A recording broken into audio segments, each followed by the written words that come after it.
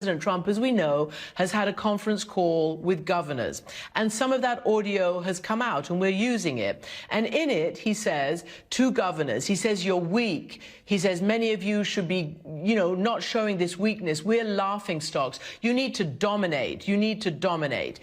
I want to ask you not to, if you don't want to, comment on the President of the United States, but is the right direction for police today in this environment to go out and dominate and to show that they're quote unquote not weak? What should the police be doing now to calm this terrible situation?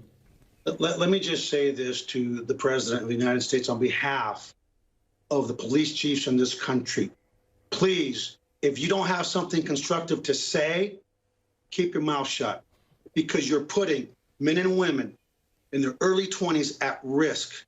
It's not about dominating, it's about winning hearts and minds. And let's be clear, we do not want people to confuse kindness with weakness, but we don't want ignorance to ruin what we've got here in Houston. And speaking for my colleagues across the country, where their officers are being injured, community members are being injured, if you don't have something to say, like Forrest Gump, then don't say it, because that's the basic tenets of leadership, and we need leadership now more than ever. And it hurts me to no end, because whether we vote for someone, we don't vote for someone, it's still our president. But it's time to be presidential and not try to be like you're on The Apprentice. This is not Hollywood. This is real life, and real lives are at risk. And I ask the American people to please join with the police, stand together. Let's shift this to where it needs to be, to the voting booth. Pay attention to the hearts and of the people that we elect.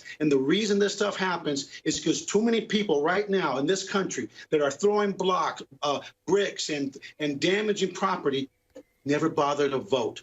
So you have a choice. Lift up your voice, be heard in the voting booth, and continue to march peacefully.